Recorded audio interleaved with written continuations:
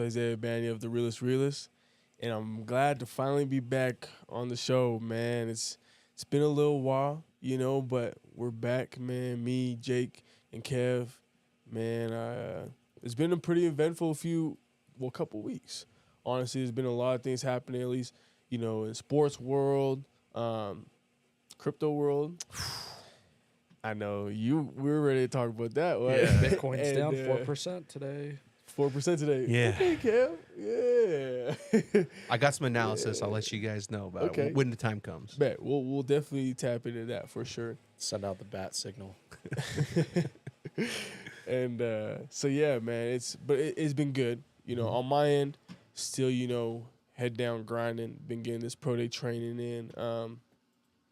It's looking good, man. I'm so excited. The closer I get to this day to March 18th, it's just like, man, this time can't come soon enough. Yeah. And I don't know, man. Like I hear a lot of people kind of have given me advice. People who've gone through it before, just the pro day training stuff like that. Like, man, you gotta just understand that it's gonna get boring. You're gonna like get to a point where it's so repetitive that it's just kind of like ruining like the experience for you, and all this stuff plays a mental aspect of it. But truthfully, man, I've been extremely blessed because, man, like, granted, I am still in a comfortable environment. I'm still here, in Utah, around people that I trust and I'm comfortable with, and who I know is getting me right. I know I have faith in the plan that I'm going with, and stuff like that. So with that in place, okay, that might play a role into it. However, though, for me, man, it's been awesome. Yeah. It's been great. Obviously, I've been pushing myself beyond my limits in many different ways. Shoot, I've been relearning how to run, even on field work, relearning how to do specific, drills, pass rush moves, footwork, movements, all the above. Been pushing my body. But dude, it's been super great, truthfully, and rewarding, and that's why I'm just so excited, because I really do believe once we get out there, I'm going to turn some heads. And the best part about it, too, is that I get to go against other, great talent within the Big 12. Yeah. It's not just at BYU. It's everybody. Just not just you and Batty. Exactly, right? Yeah. And there's a lot of good, like, great talent in the Big 12. In fact, in my opinion, Big 12 has, honestly, one of the best conferences, football-wise, in the nation. Yeah, absolutely. So, in that regard, man, I'm just excited. I've been working hard, and I've been keeping faith in what I'm doing. What God has been blessed me with, bro. And edge players are hard to find, man. Like, They are. talk about like, you got to have a quarterback who's accurate. There's only a handful. You got to have an O-tackle who's long and quick and strong, can hold up to a bull rush. There's only a few. And you kind of have to have the ends who can get pressure, edge players who can get pressure, get past somebody, make a move. Be quick. There's only a few. There's a lot. I love wide receivers. There's a lot of wide receivers. There is. It's a lot of running backs. Actually, I'm gonna tweak okay. what you just said. Go for it. It's really not that hard to find edge rushers. Oh. It's hard to find versatile Okay. edge rushers, if that makes sense. Because, the more, like, you can see guys rushing the passer. Once they get to a certain edge, they can have, like, one move, just chop, dip, rip, whatever, and they will have success out of it. I mean, shoot, you see it all college season. Every team dang near has an edge rusher. However, the difference is can they do multiple things? Can they stop the run? Right? Can they crash a B gap? Exactly, right? Can they blow up a puller? Like the Eagles DN, what's his name? Number 3. He played at Georgia. Anyways. Dang, do you know what I'm talking about? That's Kevin's job. Kev? Let me look. Kev, you're supposed to know everything. Smith, I think. Anyways, there's this video that went viral. He's like probably 240. Oh, yeah. He takes out 2 guys on the pole. Is that right? Yeah. On counter? It was, he took out the pulling guard, I believe. Like, smacked him. Stood him straight right? up, too. Stood him straight up, and then got the TFL. Mm-hmm. And then you see him literally the next play, or a couple plays later, like, pass rushing, having a crazy finesse move. And so he's versatile, and then he can play the read. He can do all these things. He can drop into coverage. Yeah. That type of edge player is hard to find. It's hard to find. That's right. And that's exactly what I'm trying to, implement in my game. Because I do believe I'm very versatile, and shoot, my whole career has been a testament to that. Yeah. Right? And so just kind of elevating that and growing in that aspect and having actual real skilled trainers, paying attention, more intentional with that in my end, dude. It's been crazy. You see how just different it's gonna change. So, y'all want to tune in? It's gonna be March 19th. I think it'll be like around 11 o'clock, 10 o'clock in the morning, on the NFL Network. Dang. You gonna see the Big 12, D line and linebackers. We'll be posting if you want to watch live. Go for it. But we post the Yeah. clips, I'm sure, on Twitter real? and Discord too. There you go. Yeah. So Usually we if share all you those. don't make the live, you gonna see it on Cool Connect. Bro, we shared Keaton's 4-3, last Bro. year. So This one thing I tried telling everybody. That he's I tried telling quick? people about literally he's quick. Yeah. Excuse me. Even like a couple of weeks ago, I was telling the guys that I'm training with, I'm like, bro, Keaton ran a 4.3. mm-hmm. And they're like, nah, he didn't. He probably ran like a 4.6, 4.7. I'm like, bro, Go watch it. I'm telling you, go watch it. That dude was moving. Yeah. That dude was moving. And the thing is that like, it kind of made me feel a little better about myself because I remember it was like, I think that first spring ball, I was here in 23 Yeah. or whatever. And it was a read option play, bro. He cooked you on it? Bro, he like, okay, so he like held it. And at this point, I'm like, this dude's not going to pull it. He's not going to run it. You know what I'm saying? So I slightly turned my shoulders and like flipped my hips. And then boom, he pulls it. And this dude got out like, bah, bah, bah, bah, his feet just hitting it. Bah, bah, bah, bah. And I'm over here like, oh, snap. And I'm like, okay, at this point, I'm like 230. So I'm still relatively lighter than what I have been, right? And stuff like that. I'm like, I have some good speed, Chase him you know? down. So I try like run flat right to the sideline as technique you're supposed to. And I'm running flat, and I just see this dude just start picking up more speed and ground. I'm like, oh, shoot. So I changed my angle, and now I'm like running up the sideline like parallel to him, essentially, trying to grab him, bro. And like I finally, after like maybe 15 yards, like he runs out of bounds. Yeah. But I was like, oh my gosh. And I was honestly hard on myself. I was like, bro, there's no way I just let this happen to me. Yeah. You know? But then I turn on the NFL NFL Combine and I see this dude run a 4.3, the fastest quarterback in the Combine. I was like, you know what? Hey, It happens. it happens, man. You know what I'm saying? It happens, bro. Gave myself a little grace in that regard, but it's just funny, dude, that happened, man. Did you know Keaton's musical too? I did not. Dude, he's like the triple threat. Really? He's accurate, he can run, and he's musical. Like, musical in what way? I think he plays a couple instruments and he can sing.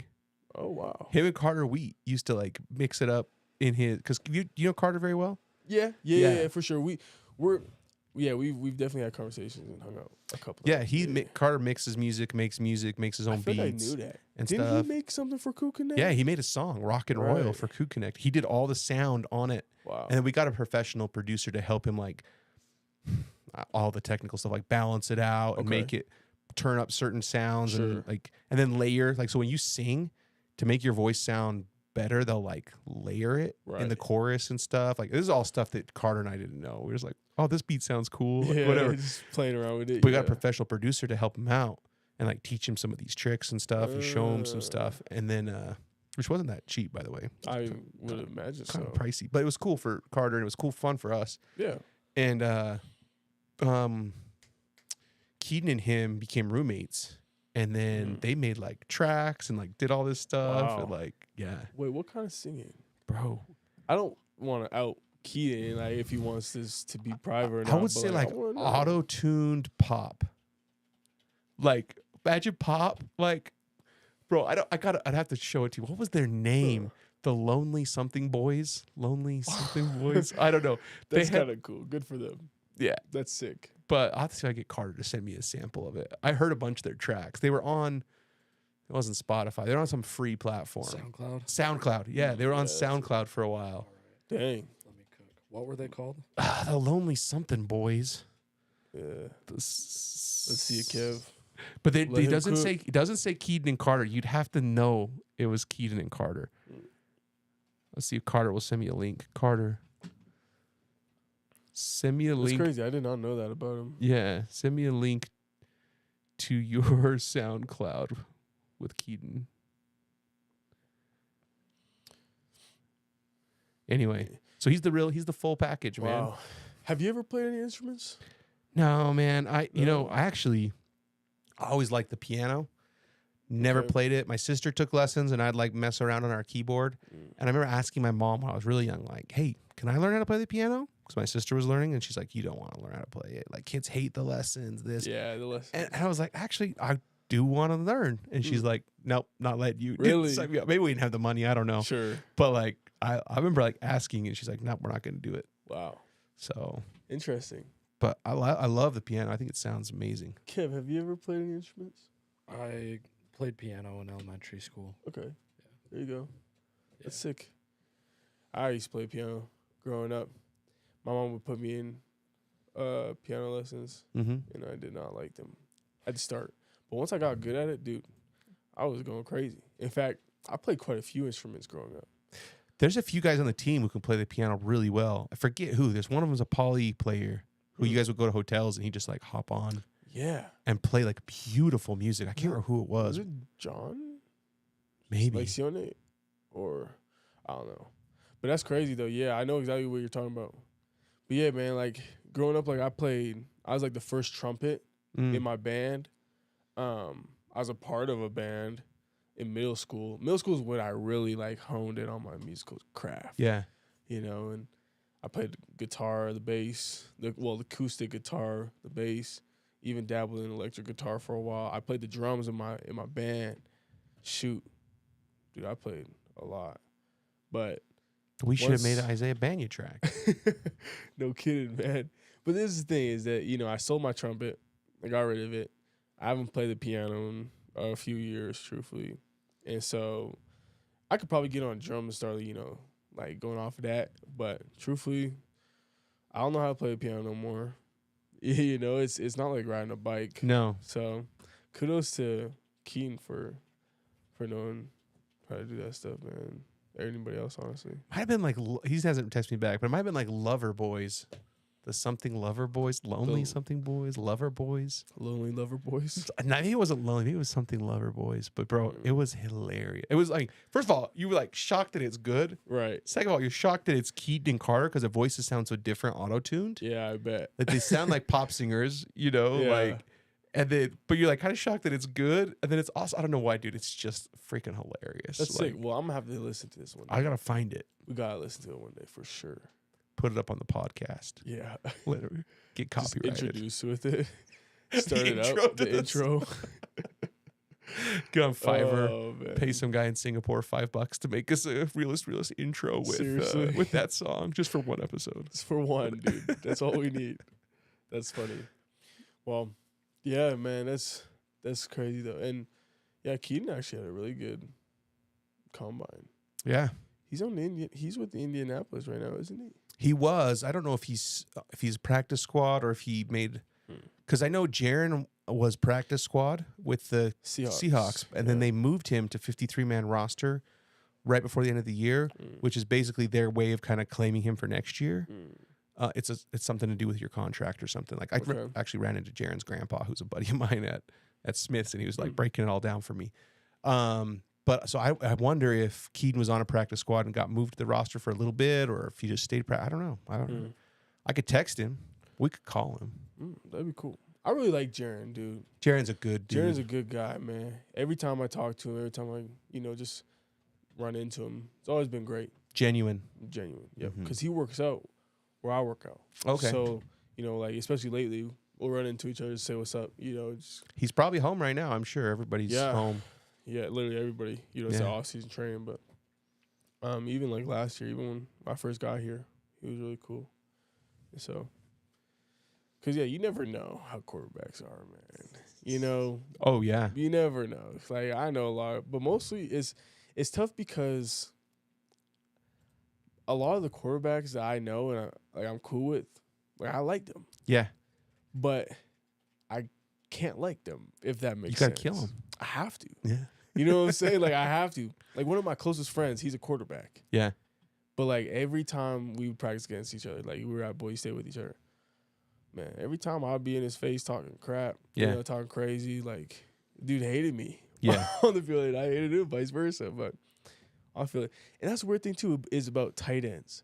Mm. Most of my best friends are tight ends. And People those don't are know the, that. those And are the guys you literally the smack it into. I go up against every day. They're crush blocking you. They're Right? And that's the thing is that reaching like you. literally my whole college career, I actually acquired this from Boise State. This was one thing that we had in our outside linebackers room. We call ourselves the tight end ass kickers. There you go. Right? And so literally, dude, that's literally been a part of my mantra ever since I like came to college football. Like, I'm gonna kick every tight end's ass every chance I get. Yeah. You know, so every time I get out on the field, like practice or anything, literally it's like, screw you, dude. Like, we're not friends. But outside of football, dude tight ends are great cool. guys, dude. Tight ends are great people. Dude, what is it? Like, You there's know, certain like- position groups where you can like nail it, They are. and like you're like it's like a Mhm. stereotype, but it's true. It's true. Mm-hmm. And tight ends are cool, dude. Yeah, like 90% of the tight ends are always like genuine good people. Yes, You know, just cool guys. You know, just they know how to have playing fun, ball. dude. You think like O linemen are like a little bit for the most part off the field. On the field, they can be mean and nasty. Sure. Off the field, they're kind of like a little bit quieter than your typical Yeah. position group. Uh-huh. You know, because you got to be a little more cerebral, but it almost like Right. makes them a little bit more introverted than the average Yeah, group. absolutely. It's funny. You pick these, you know, running backs got a lot of confidence and energy. Mhm. Like they talk fast a lot of times. And Yeah, like they'll say some wild crap sometimes yeah, and things. true. Like Or I don't just know. like kind of all over the place. Yeah. Yeah. And receivers most of the time are really just very confident individuals. Yeah. Absolutely. It's good for them. Yeah. I mean, you have to be. safeties are kind of business like. Yes. You feel like that kind of business like? Yes, that's literally 100% the truth. Every safety I know Yeah. is always very, business like. You're right. Yeah. You're And the corners are a lot like the receivers in that they're just very Yeah. confident. yeah. right, they're Corners and receivers are their own thing. They're dude. their own breed. They're their own breed. Yeah. They're wild, bro. And then you got the middle linebackers. Yeah. Always, Li- they're a little. There's something, ticking in there, but they're smart. Yeah. They're very smart. There's something off about them. And that's I why they feel. just put their head down and smack people. Literally. Window open, smack. Mm-hmm. Like Literally. no That's hesitation. how it is. And then, yeah. I don't know. What other stereotypes are there? How about this? OC, he's got like a little swagger to him. Yeah. He's a little cocky, right? He's got some of that wide receiver energy, that Mhm. quarterback energy. Yep. DC, he's more of that safety business like. He's kind of high strung. He's locked in the details. Hey, you gotta watch Yeah. this. Hey, Yeah. you know, OC likes to get his call in kind of like quick and early. He's got to play ahead of his mind. Yeah. DC's waiting till the last second, like, hey, no, like trying to change it, bump Facts. people. DC's always the first person in the facility every day, like 4 a.m. just for no reason. Yeah. Like up there with the strength staff. The strength head coaches too. Oh, Strength yeah. and conditioning head coaches for sure.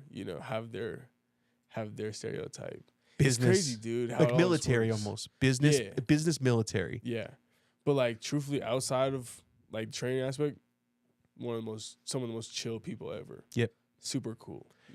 O-line coaches, what's your stereotype? I've got mine. I want to hear yours. Oh, most O-line coaches, they're honestly anybody outside of their position group, super chill, Super cool guys. super cool guys. Just big, relatively. Like you can tell that they got like a little bit of fire, to them, but they're super cool guys. People you can just chat with, kind of BS with.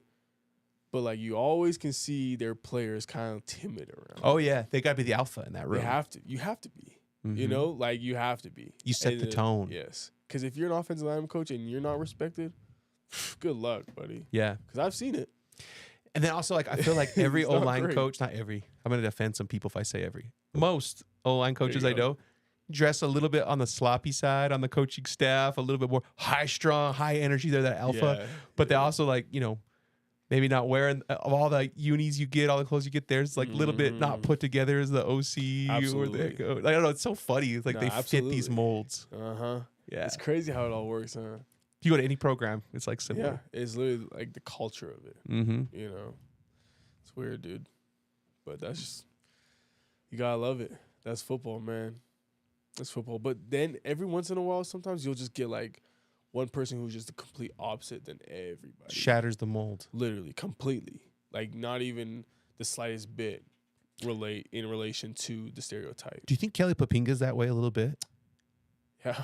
I don't think he fits my stereotype in my mind of that, of like your DN kind of guy. Because he's a little bit more like professional, buttoned up. I don't know. You tell me. You know him a lot better than I do. The thing is that I've had so many DN coaches, outside linebacker coaches. You know, like I'm talking like I've had, I want to say close to 6 position coaches, different position coaches since I've been in college. And honestly, each one is pretty different. Okay. However, they do relate in a way when they're at practice, they're very much like fired up.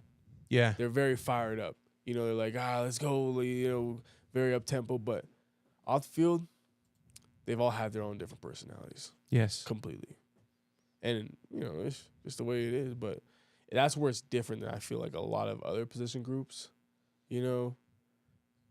Yeah. Outside linebacker and DNs is just its own thing, I feel like, in the defense. DNs, outside backers, are the tight ends of the defense. Yep.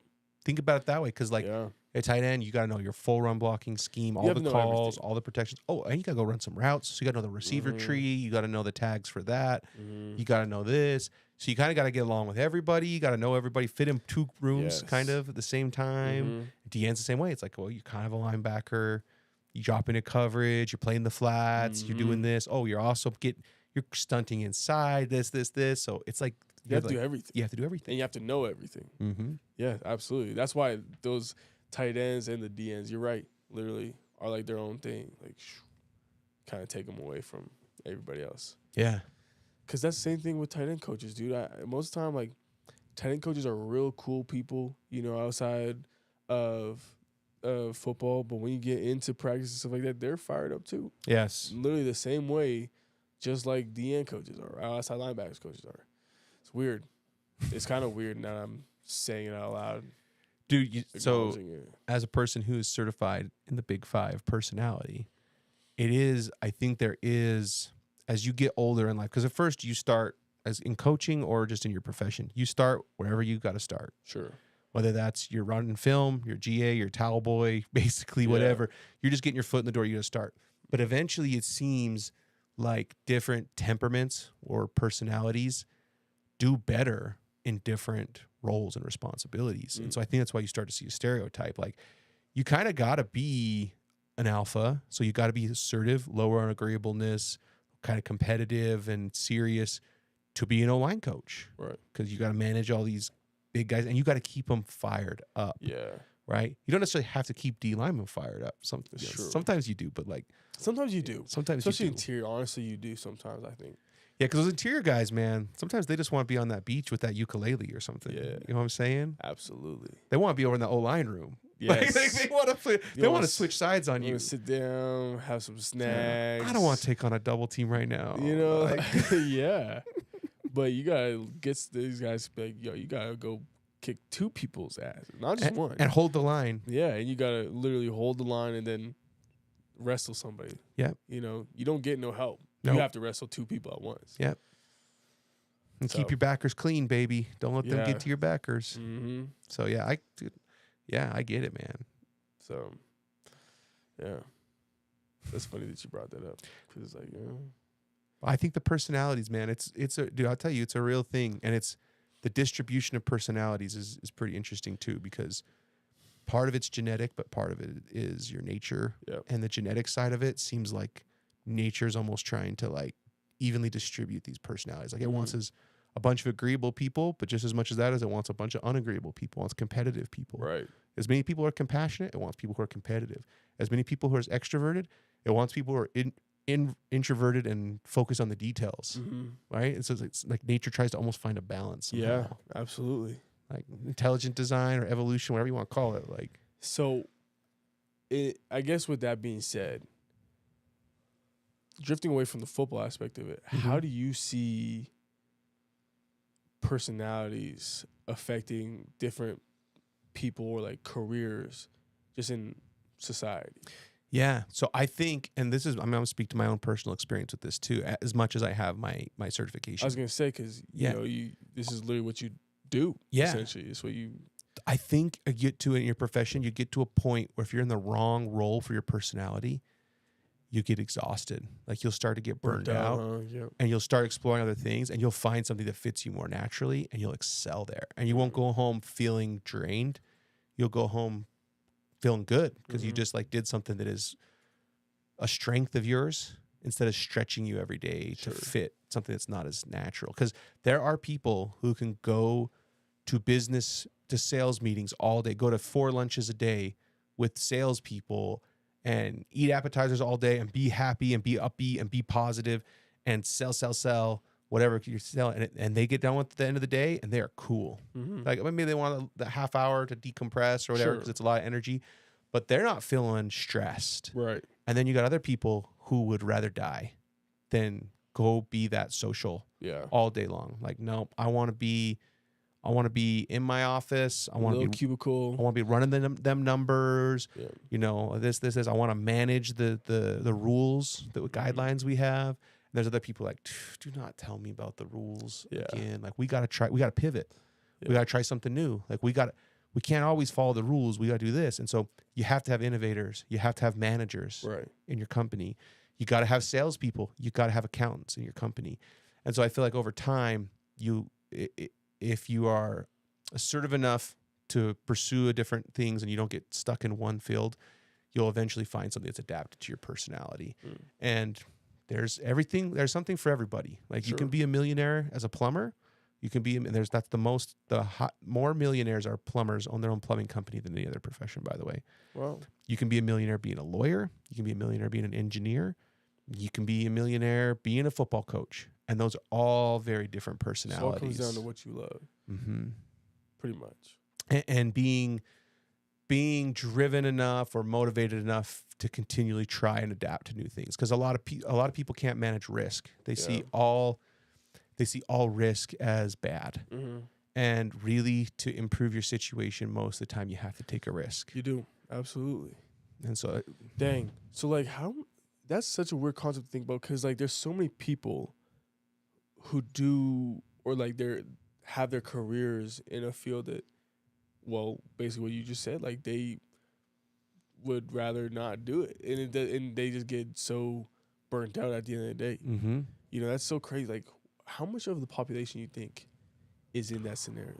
So I bet you. So there's also a good chunk of the population. So if you took all the personalities and, you know, you have like these very strong traits of extroversion or these very strong traits of introversion, agreeableness, openness, you know, whatever, all these different ends. A lot of people clump up at the middle. It's just like a bell curve, right? You ever seen curving your grades on a bell curve? Yeah. Or whatever. Most people meet in the middle, which means they're not really strong in a lot. They might have one area they're really strong in, but a lot of other stuff they're in the middle there. And so that's, in a way, that's a benefit to them because it makes them adaptable. They are kind of flexible, adaptable, and which is good because they can be a really reliable person that follows through. But they may also not be extraordinary at any one thing. And to be extraordinary in one thing, you kind of got to have a goofy big 5 score. Sure. Right? You gotta if you want an entrepreneur, you want someone to go start you a business you start it for $50,000 and you turn it into a multi-million-dollar business. Typically, you want someone high in extroversion and high in openness and average to moderate in conscientiousness. And they'll probably be successful. It might be their 3rd attempt or their 4th attempt, but eventually they're gonna make it work. Eventually, for sure. But you got someone who's got different traits, and they're coming to you, pitching on a startup, and we see Steve Jobs as a stereotype, Jeff Bezos as a stereotype. These guys, well, to do that, you have to be a little different. Yeah. Like you have to think different, delay gratification. A big thing, dude, is if you spend more time thinking about the future or the past, ask yourself that. Do you spend more time thinking on the future or the past? Because the really, really successful people spend more time often. You can be a very successful manager. You can be a very successful COO or CFO who's kind of a manager of things. Sure. But you're looking at like the billionaires. Think of the billionaires, Elon Musk, Jeff Bezos, all those guys. They're futurists. They're thinking of the future. So they'll not get paid for years to build the company that's going to be big, because they're not worried about the present or the past. They're continually thinking about the future. So I mean, anyone can learn that. That's an emotional intelligence skill. You can train yourself to keep your thoughts focused on the future. But yeah, there's stereotypes in entrepreneurship. There's stereotypes and all those things. And when I go give the big five to the executives, I give it them to, it's kind of already present. Like I can tell if I'm giving a CFO a big five personality test, they're gonna be very high in conscientiousness. They're gonna like rules, structure, and order, because you don't want your accountants or CFOs to be creative, Right. or innovative. Like, Yeah, you want them. because then you're gonna wake up one day and you got no money and you're ready to go. And why are these all screwed up? Right. So yeah, like I mean, by the time you get pretty successful, it's kind of already known. But we give them insights into other ways they can stretch themselves and work with their team members who are different than them a little bit better, because they're leaders of the company and things like that. Interesting. Mm-hmm. No, that makes sense. So like when you talked about like the futurists, Futurists perspective, we were talking about manifesting earlier on. Absolutely. Before the podcast, stuff like that. And I kind of want to transition into that, because one thing that I've learned through all my research and everything like that, and all these successful people talking about how they manifest, stuff like that, it's thinking about the future, like seeing yourself doing something, acquiring something. Like let's say, for example, I want to have a Lamborghini Urus. All right. I obviously don't have it right now, but I close my eyes and I think about what it would be like to have it right now, or what it would be like to have it, what it would feel like to sit in it, drive it, what I would do while driving it, all that stuff, all that regard, right? But that's me thinking about the future. Yeah, absolutely. However, I got to a point before I kept obviously doing more research and studying it, where I was like, well, that's me thinking about the future. That's not me bringing it to the present. That's not me thinking about it in the present. And a lot of the time, a lot of people want to talk about manifestation as in like, you got to be where your feet are. You got to attract it. Yeah. But how do you do that without being a futurist and looking into the future and planning for these different things? You see what I'm saying? No. Yeah. It's It's kind a of catch-22. It's like, Yeah, can you do both at the same time? absolutely. Can you be focused on the future, wanting something that you don't have, but you're bringing it to the present, but you're thinking about the future, but you know you don't have it right now? Right? Yeah. So I think the trick to this It's kind of contradicting, isn't it? is gratitude and patience. Right. Right. When you're grateful for everything you have, and you're patient, like knowing like, hey, I've already got this Lamborghini. I just gotta be patient. It's gonna come to me. I've got everything. I'm locked and loaded and ready to go. I've done everything I need to do. I've prepped everything I need to prep. And you're patient. You start to see everything as an opportunity. Yeah. Instead of like, oh, I really want this Lamborghini. I don't have it. And Mhm. man, I feel it'd be great if I did have it. And this, you're kind of starting to think, instead of thinking of things as like opportunities and these things that come to you, start thinking of things as like obstacles. Like, I Right. don't have, I want to have, I need to have. So I think a lot of it's perspective. I was gonna say power of perspective. So, I mean, I do believe there is, listen, I'll go on a kind of crazy tangent here. I do believe there's some power in our ability to create and our ability to agency, that it comes from our Father in heaven, that he's given us this ability to use our agency in bigger ways than we realize, other than just choosing right and wrong, Absolutely. but to choose our lifestyle and choose things like that. And I think the way it works is once we make those choices, our perspective shifts and we start to see things opportunities. I've told you about, had meetings with people and done things where I'm kind of like, why am I going to this? This is not going to be, Sure. this is not going to pan out the way I think it is, Yeah. but it's the right thing to do. This is this. And I get a major connection out of it. Yeah. And I'm like, oh man, I need to keep my opportunities open and keep my mind open and see everything as the universe trying to like kind of give things my way, because I've charted this course of things I want to do. And I'm talking, I've had some really big connections come to me from really, Some stuff you're just like, what? but if I look at everything as an obstacle, I don't have this, I wish I had this, then that person calls me like, no, don't bother me. Like, Yeah. gosh, why everyone's always bugging me? Like, I just trying to do this thing. Whereas like, hey, I'm already this, I'm generous, I'm successful, I'm helpful, I'm kind. You know, I'm the person I want to be in the future now. Then when those people call you, you're like, yeah, let's go do lunch. Like, let's go meet up. Let's have lunch. And then all these opportunities come to you. I don't know how it works. That's my opinion on it. No, I mean, it makes sense. And truthfully, that's kind of like my opinion of it too, and my understanding of it as well.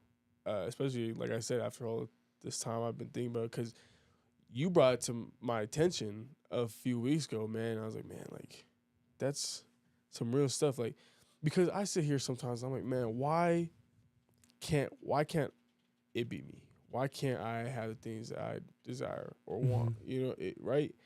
And like, why would I put myself in a position where I'm self-sabotaging against that, saying like, you know what, that's not meant for me. This lifestyle's not meant for me.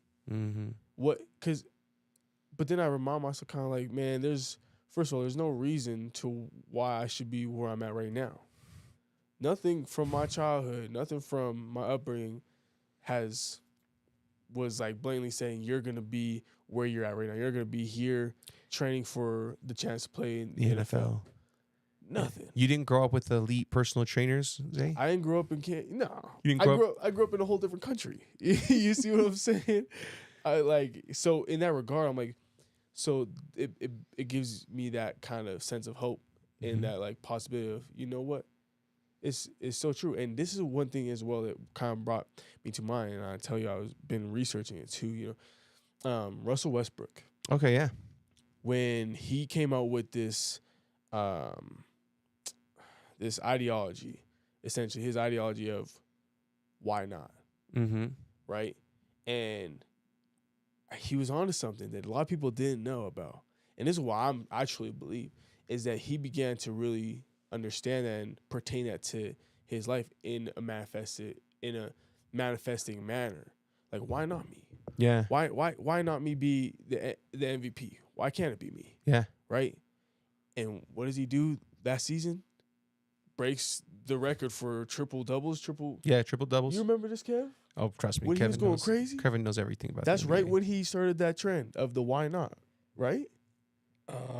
If I'm not mistaken, I don't know. It was a while ago. It was around then. But I it was had around his- that I had his time, right? shoes. That's what his shoes were called. They were the why nots. Exactly, right? Didn't deserve the MVP, but I love it. Oof, that's tough. I mean, hey. He's stacking the stats. Isn't that all that matters, Kev? No. That's the last thing that matters. Hey, the MVP, the Heisman, they're just stat awards, Hey, bro. to do what he did, regardless at the end of the day, is absurd. But you see these people, man, having that perspective, right? And like believing in it and applying it into their lives and acting upon that. And dude, it pays off. It works. Listen, I think if you go down the manifesting rabbit hole, which we need to talk about Kalani's manifesting, by the way. We do. Like a little more in depth. Oh, we will. Absolutely, we will. But in this going down this manifesting rabbit hole, a lot of people get so hung up on like, I want, that it's basically, they're resisting that because it's focusing Saying on, I they don't have. Exactly. Pushing it away. But if you shift it to, you could call it why not, or you could shift it to, you know, like, this can happen whether I deserve it or not. Whether I've done also, like, people catch big breaks all the time. Why not me? Absolutely. Like, good things, amazing things happen to people who don't deserve it every day. Why couldn't it be me? Then that just takes some of that pressure off yourself of need, want into, hey, good things happen to me every day that I don't deserve. Absolutely. Every single day, good things happen I don't deserve. Then you start to have that perspective. Good things happen to me that I don't deserve all the time. I'm worthy of all these good things, even when I don't deserve. Heavenly Father blesses me with things. Everything we have, we don't really deserve. Absolutely. Heavenly Father blesses us way more than we could ever deserve. And, you know, Mosiah 2 talks about this. This is scriptural. You won't get scriptures. This is scriptural. There you go. So, so like you start to shift your mindset, and all of a sudden everything's a blessing, and you get all these things you don't deserve, and things just come easy to you. And all these opportunities that come your way all the day, you don't recognize them. All of a sudden, you're like inundated with opportunities. Yeah, it goes from a why not me to this is me. This is me. Yeah, absolutely. And that's where the real manifestation starts to take place. What you drive a Mercedes? What kind of car is it? Mercedes C300. Okay, before you bought the Mercedes C300, how many of them did you see? Not many. After you bought it, how many did you see? Quite a few. Same thing with Teslas, right? Before I got my Tesla, I didn't really notice them. You see them every now and then. You get stuck behind, you're like, Tesla. Right? Yeah, like, look at this guy. I told you. I tried to talk Eddie Heckery out of buying a Tesla. I was like, Eddie, you don't want a Tesla, bro. Trust me. You don't want a Tesla. And he's like, no, I do. So Eddie and I went and test drove him, and Eddie converted me. to Teslas. But man, the moment I bought them, everywhere's a Tesla. Everywhere's a blue Tesla, 'cause mine's blue. Right. Go in the park, and my kids the same thing. Dad, look, there's Same blue thing with Tesla me, just white like ours. Mercedes. I see it all the time, bro. Once you shift to why not, everything's an opportunity. Everything's a blessing. Your entire perspective changes, and the real legitimate opportunities, the real legitimate blessings, you start to count them in your life and see them and take advantage of them. Whereas Right. before, nothing good can happen to me. Like I'm always, and you don't. They just fly right past you, missing opportunities. Mm-hmm. Literally, that's it. Yeah, it's crazy how that happens, dude.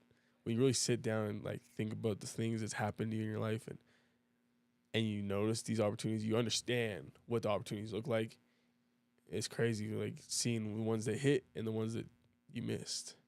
Yeah, you know, because of stuff like that. I haven't trained on emotional intelligence in a few months, since November, but there's a part of your brain. I forget. I could pull it up my notes, but Sure. there's an actual part of your brain that is dedicated to pattern recognition and recognizes the cars and it doesn't care what you tell it is important to recognize. Sure. It just does it. Right. It's just an autopilot thing in your brain. So if you tell it, everyone picks on me, nothing good happens for me, everyone's against me, this, it'll find every day what those patterns are, because it's just running on autopilot in the background. And if you feed it a different set of information, it's something cortex. I forget what it's called.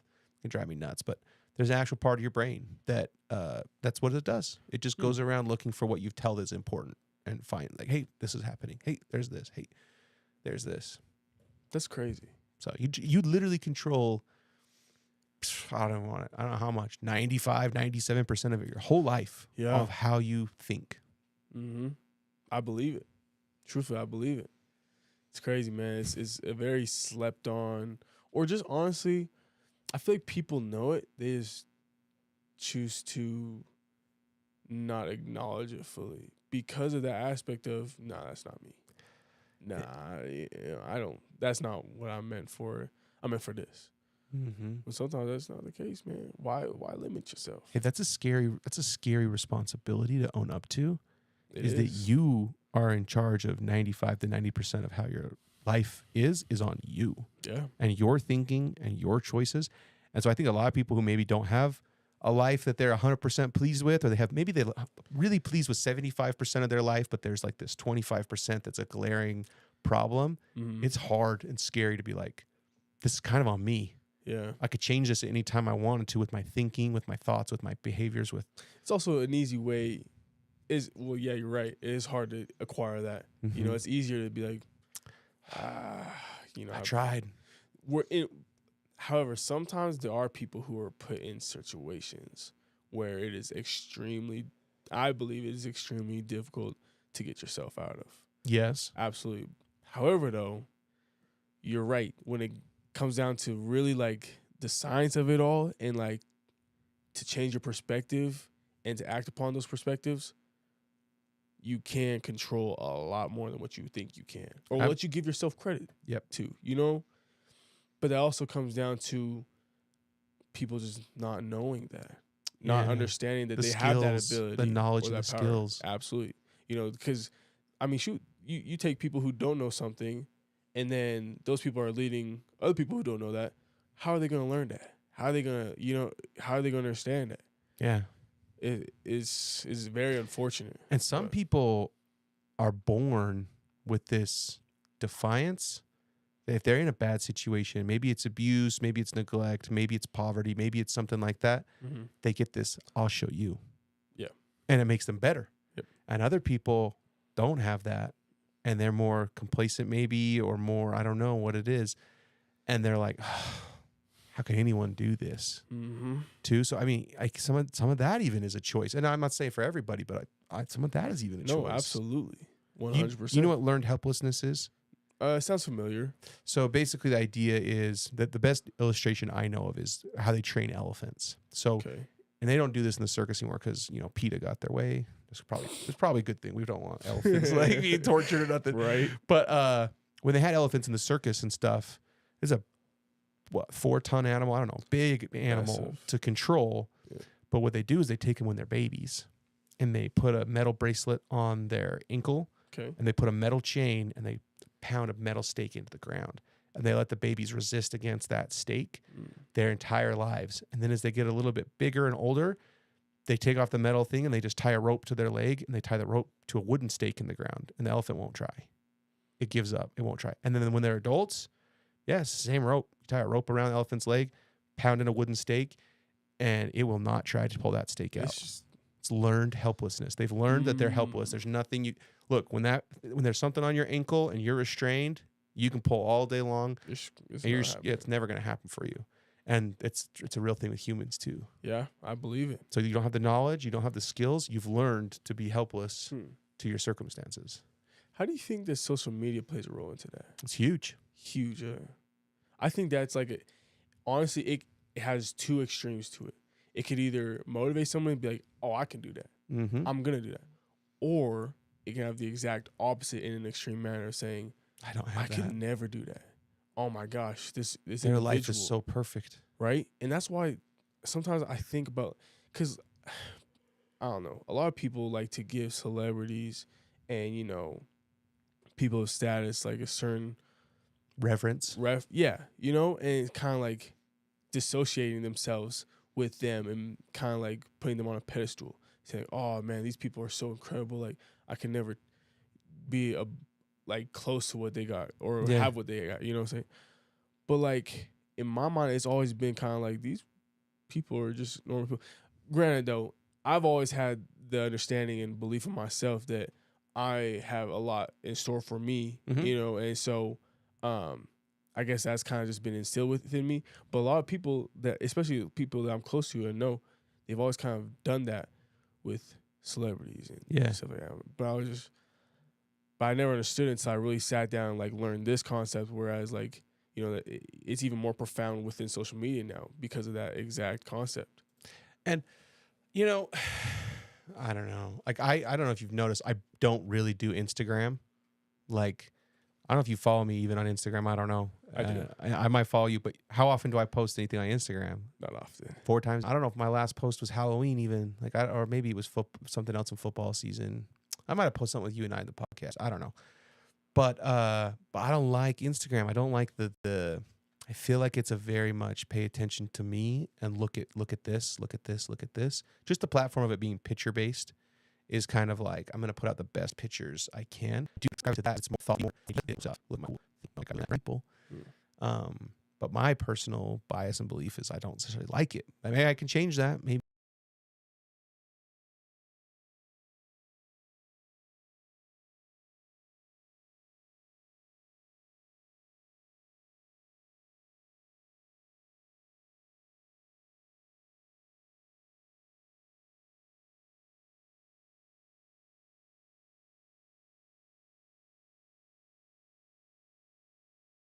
That's something I should change about myself. Yeah. Maybe it's an opportunity even. I don't know that Absolutely. I'm not seeing.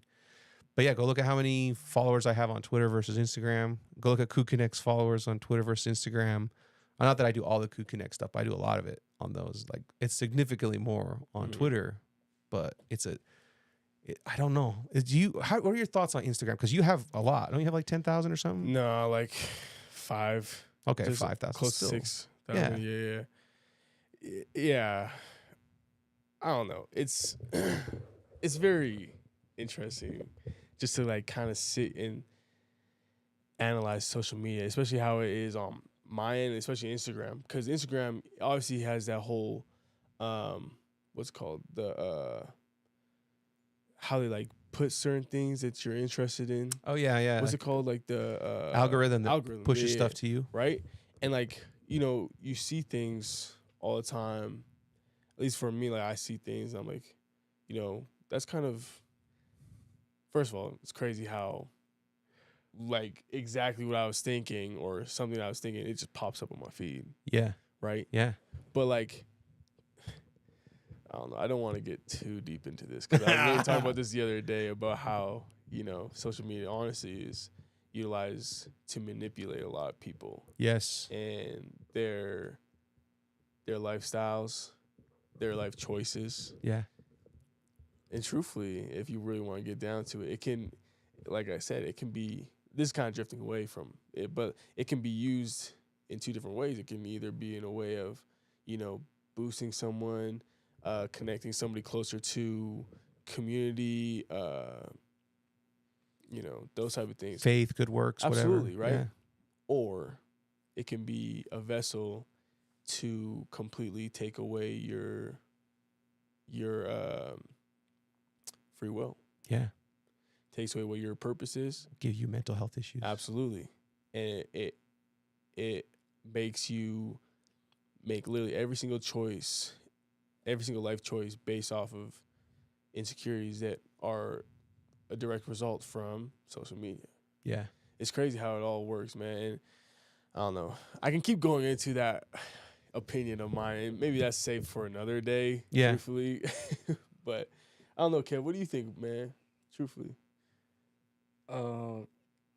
With Instagram specifically, I've tried like deleting it, but a lot of like the trip planning I do and the like cooking I do, it's always like Yeah. Instagram recipes. So I'm like, I'll like delete it. So you found real utility there. It's hard to ditch it. Yeah, it is. Like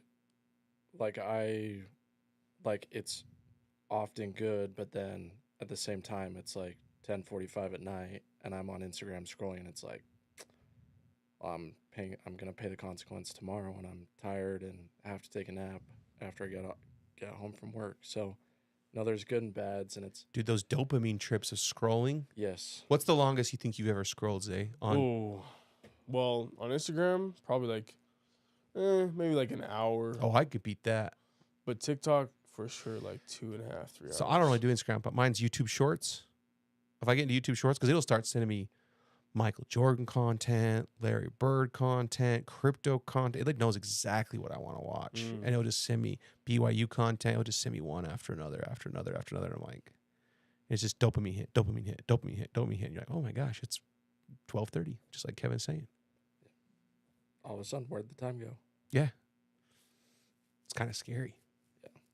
It is good, but Yeah, I think it's exactly what Isaiah's saying is like, for every ground you can gain of doing good with it, equal ground is gain of doing bad with it, right? Like Yeah, literally. the playing field is completely level. Like you for have all to the good have things, so there's much bad things. self-control, and you're fighting billions of dollars that have gone into the tech to completely just get your brain addicted to it. Yes. Like it's your self-control versus billions of dollars of psychology and testing and dude, even the sounds. Have you seen how much like money and time goes into making the sounds like dopamine or like for your brain? I mean, I told you I was with the former NBA player today making content, and he had his notification. I don't think it was a social media notification, but his notification on his phone was like, "Ooh, that sounds nice." It was like like a sonar blip you hear on like a sub, like boom, but it was kind of like tuned up. I was like, "Ooh, that sounds nice. I want him to get more texts." You know what I'm saying? And I was like, that's a weird thought to have. I was like sitting next to him on the couch. I was like, that is a weird thought to have. I like the sound of his text. I hope he gets more texts. But it was a cool, soothing sound. It was like like this sonar blip, but like soup, and then like tapered out really soft and smooth. We'll have to have Carter recreate something For real. like that. I found it, by the way. You did? I did. It's a Sad Lover Boy. Ha! Sad Lover Boy. And I also found his personal at Kubar. Oh yeah. Great. Can we listen to this? I was going to say, will we It's get in trouble? Nah. It's not even copyrighted or anything. It's SoundCloud. just If you can play it. this is it. This is Sad Lover Boy. Shout out Sad Lover Boy. Shout out. One tear.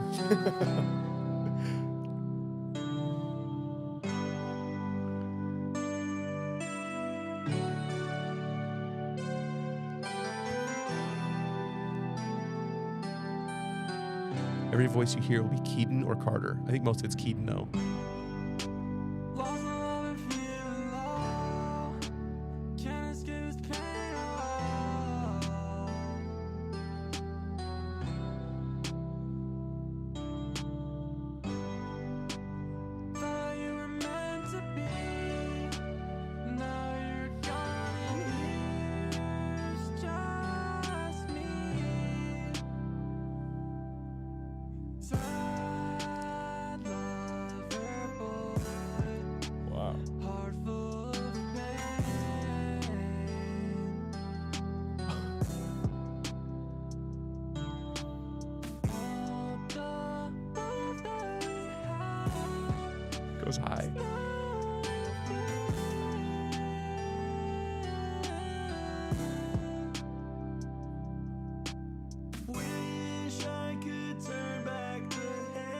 This might be Keaton. The before was Carter.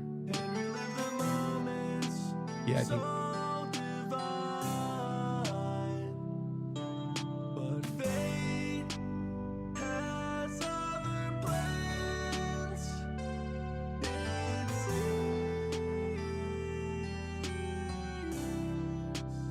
It's actually not terrible. Dude, that's what I was telling you.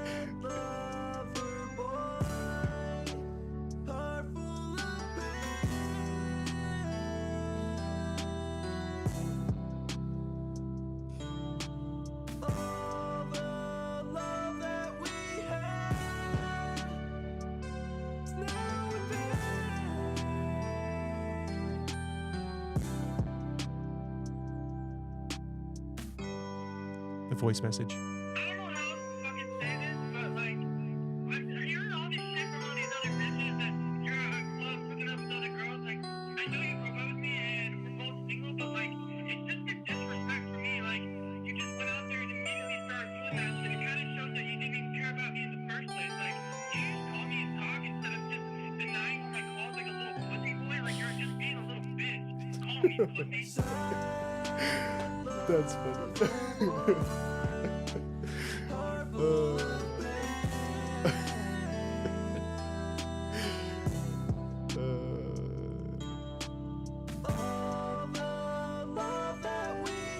All right, that's pretty cool, man. Okay, so like, Hey, dude, good it's for like them. actually is good. Yeah, It's Keaton and Carter, so it's kind of hilarious. Yeah. And then that voice message makes it even fun. even way better. Dude.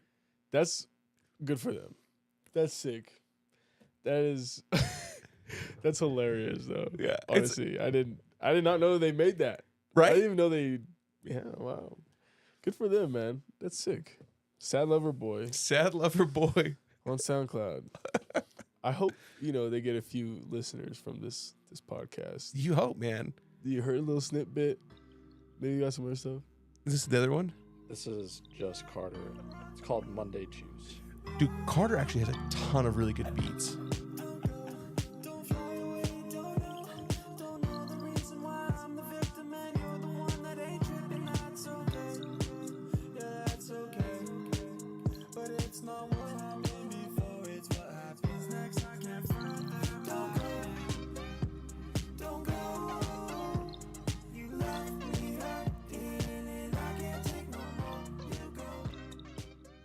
Dang. Dude, he A made a little song. He made a song for Ali Khalifa. Do you know what it's called? Dude, I have it. We were gonna make it, but we didn't want to get Khalifa fired from anything. But Khalifa wanted us to publish it, and I was the one who told him no. But it is actually pretty freaking good. I'm trying to find it on my phone. I'm not gonna be able to find it in time. But how do you spell Khalifa? Khahl? Khalifa. Oh, there it is.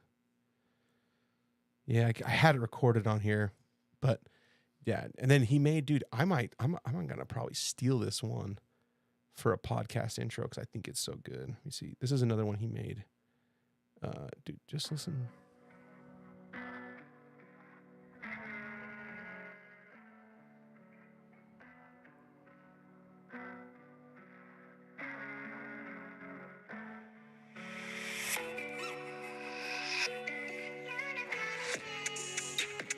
Wouldn't that be a cool podcast intro? Yeah, absolutely. I think so, right? That'd be sick. Yeah. And that's Carter singing. Bro. It's about that long is all. That's But- sick. That would be a great intro. Right? Yeah, Dude. absolutely. Carter, dude. Carter is the man. Dang. Should have tapped in with him. Still can. I was gonna say it's never too late, man. That's my guy. Dang. I like Carter, man. He's a good guy. Well, now we know. Yeah, you know. Dude, Kev, good work finding that, man. Seriously. That's impressive. That's why you pay him the big bucks. Hell yeah, Kev. The stock former BYU football Kevin's players the on man. social media. Yeah. That's funny. But Now we got all that out the way. Crypto. dude. I want to talk about. In fact, I just got a notification. Oh. 26 minutes ago.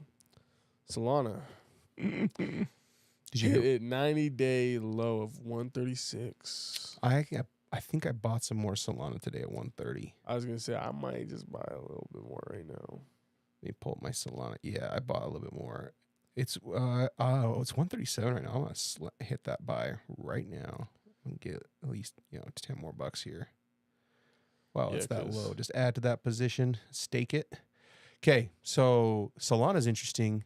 Basically, so they've now learned that Solana is being manipulated. At least not the Solana itself, but the meme coins being produced on the Solana platform are being manipulated by the cartels. Like these cartels are launching meme coins and then rugging everybody Really? on Solana. And someone got a text message from one of the cartel guys basically saying, yeah, the CEO of Solana is like my bitch and like he'll do whatever I say. Wow. So Solana dropped significantly. So that one case specifically, but all crypto markets are down right now. Right. Bad. And I saw some analysis done today. I don't know if you guys know much about like the M2 money supply, but it's basically the money they print. It's like how much money they add into the economy. And it just had a big bump up.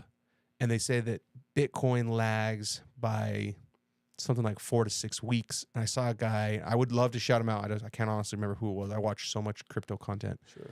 But I saw a guy doing some analysis on it. He's like March 7th to March 10th, Bitcoin and altcoins should catch up. But like it's like the sell pressure is low. Like it's sell exhaustion. Yeah. All the weak hands are out. If you were feeling like you wanted to get in before, now's a pretty good time with the M2 money supply going up to get in. Sell pressure's down. Like you want to buy when everything looks bad, and you want to sell when everyone else is wishing they would have got in. Right. That's the hardest part for all of it. Yeah. Is doing it that way. But yeah, the charts, I mean, for about a week, I've had a bunch of people who are doing technical analysis on Twitter, on YouTube, have been like, yeah, the sell pressure is getting low. We're getting to these 20-day moving average, 50-day moving average. We're getting down to these averages, which usually they bounce off of them. We haven't bounced yet. And the M2 money supply chart today looked pretty good at it. March 7th to March 10th, they think it could rebound by then. But, I mean, there's never been more positive crypto news in the history of crypto. Yeah. That's very true. That is very true. That's one thing I've been noticing too. It's just like, especially within the government. That's specifically what I was kind of thinking. There was like a, correct me if I'm wrong, like I want to say quite a few $billion investment. Yeah. That just got put into crypto. Yeah. So MicroStrategy, which I think just rebranded to Strategy. Just said I think they're going to buy $2 billion more of I think that's what it is. Bitcoin specifically. Yeah. They already own a lot of Bitcoin. Yeah. I mean, so I own it. The ticker on, if you want to own their stock. So this company, it's a publicly traded company, invests a lot of their cash assets into Bitcoin. No other cryptos, just Bitcoin. Okay. Because they know there's only 21 million Bitcoin. Yeah. Realistically, it's 19 million because of the zombie coins. Mm-hmm. The supply keeps shrinking. BlackRock, all these people who have ETFs now are buying into Bitcoin. Bitcoin Strategic Reserve is supposedly coming. It's going to be interesting if they find gold at Fort Knox or not. Maybe they switch quicker to a Bitcoin Strategic Reserve, but they've already said they did it. 22 states said they're going to hold Bitcoin as a strategic reserve. So the supply is running out fast. And so MicroStrategy's been, I think their average cost per coin is about 30,000, and they have under 1 million, but close to 1 million Bitcoin, I think. Their goal is to try and get 1 million, I think, by 2038. And everyone's thinking by 2038, you're looking at something like 20 million to, by 2038, it's $1 billion per coin. Wow. Yeah. And I can see it. so I'll sell every coin I have sometime this year in 2025. I will probably not sell my Bitcoin. Yeah. Unless I think the Bitcoin is way high and I'm going to get a better chance to buy back in as it pulls back. Sure. But even that's a bit of a risk, because eventually it's going to go high and not pull back. Yeah, absolutely. It'll just keep going. I mean, you'll have little oscillations, but the macro trend Sure, is going to be it's just going to keep, technically over time, just keep going like that.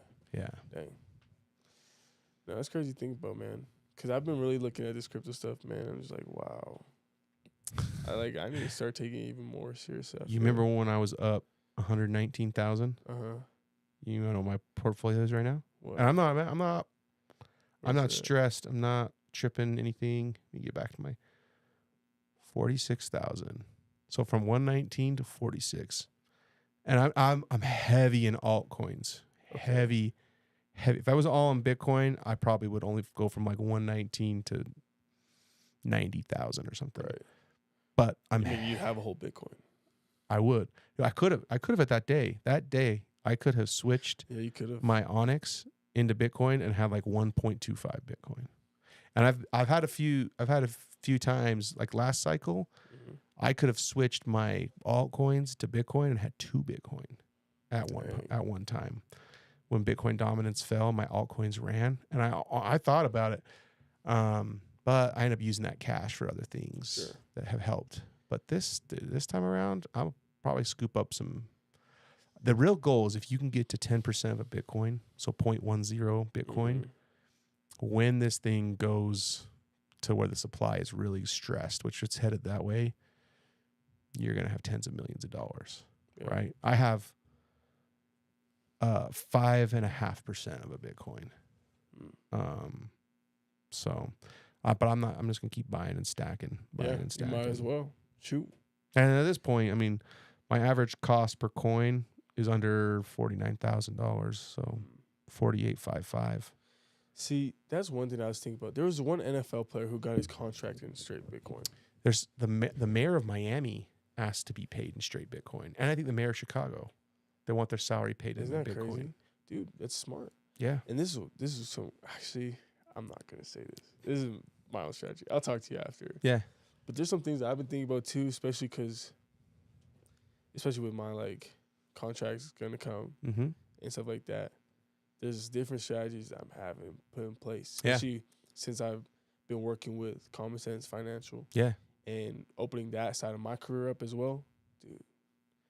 Some crazy things that are about to start happening. Absolutely. You know, there's some crazy things. So, but yeah, dang, I really wish I could say that, but nah, they don't need to know yet. They gonna find out eventually. But I will not say, yet. I will say this: I would, if you are listening to this and you don't have a Coinbase app or a Robinhood account, or I can buy it on Venmo. Like, You can. I mean, Can there's get no on Venmo, yeah. there's no excuse not to.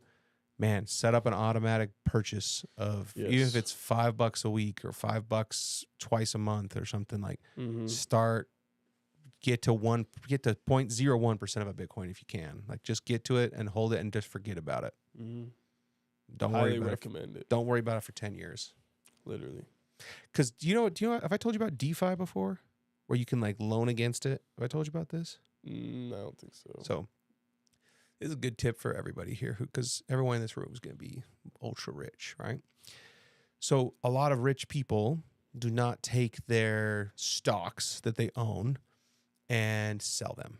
Okay. When you sell a stock, you're gonna have to pay capital gains tax, whether it's long term or short term.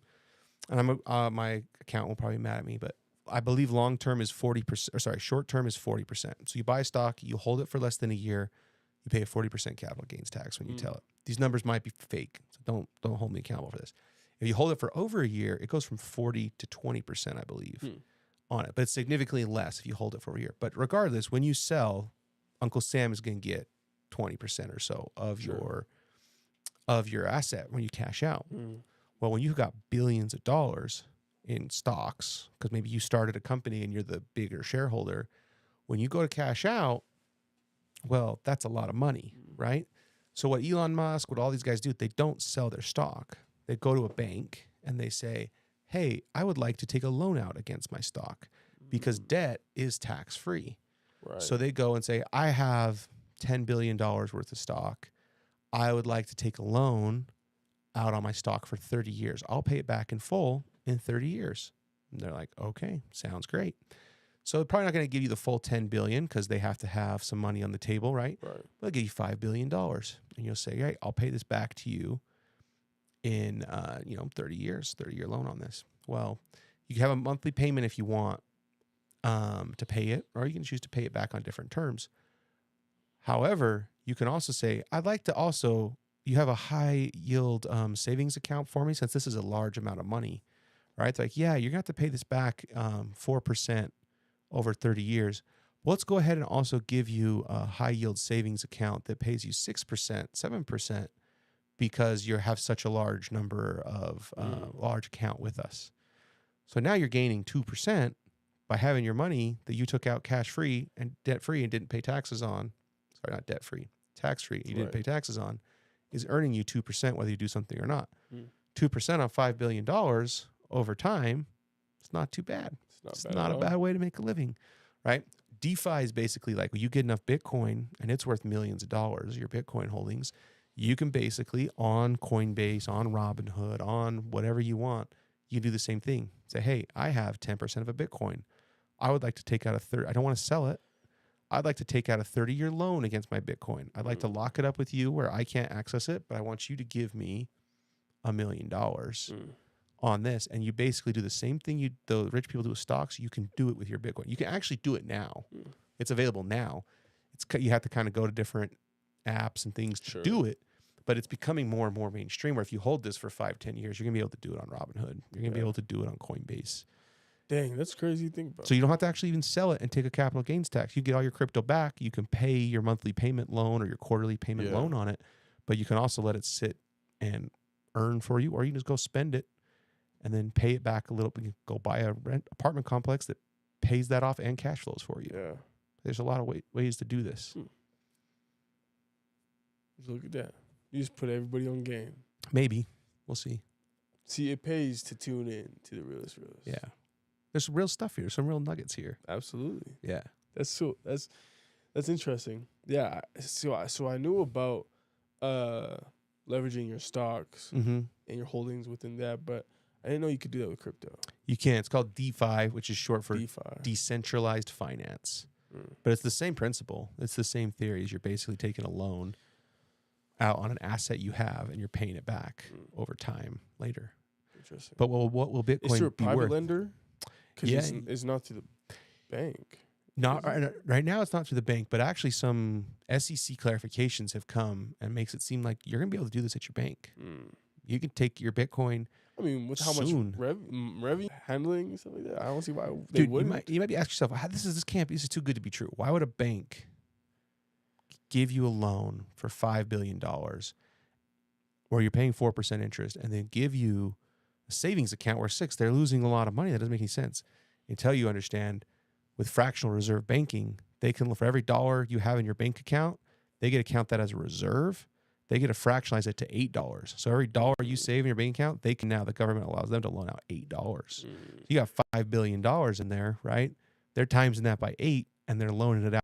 Car loans, home loans, all this, and making interest off it. With M2 money supply necessarily going up. Well, I guess it does go up, but without the Federal Reserve printing $1, you have just 8x'd the money out of thin air. You just printed it $8. The bank has printed it out of thin air.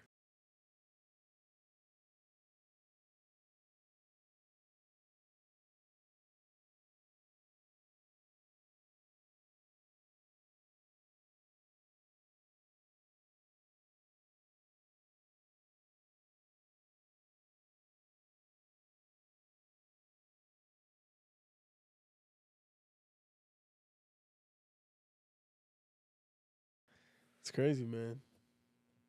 It's crazy. Right? I will utilize this information someday. Someday. There you go. Absolutely. That's cool. But that's what's up with crypto and all that, man. Yeah. Yeah. So if you're listening, for sure, get a little bit going, man. I'm not saying throw like thousands. I'm not saying, take out of your mortgage.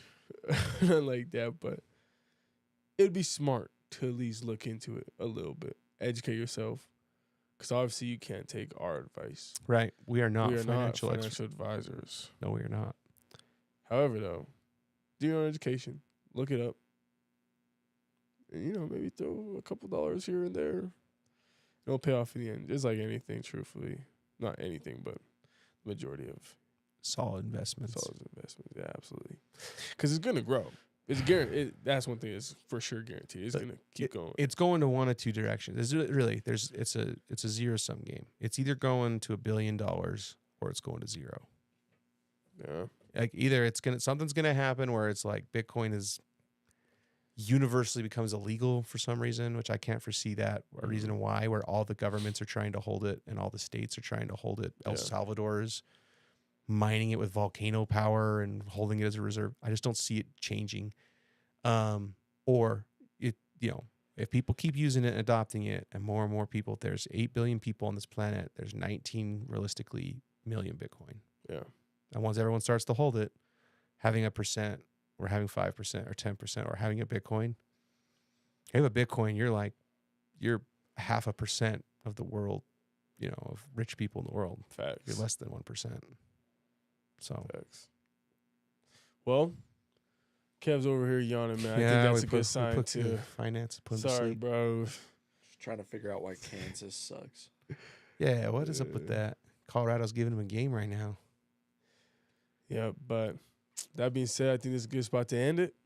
Great episode. It's great to be back, man. Appreciate y'all, whoever tuned in. Appreciate y'all for tuning in and taking the time to listen. Hopefully you took something from this. That's obviously the main purpose of each episode is to take something from it, gain the perspective, and, come closer to the realist perspectives, man, that I provide on this episode. Well, this podcast in general. So that being said, appreciate y'all for tuning in. Catch y'all next time. Peace.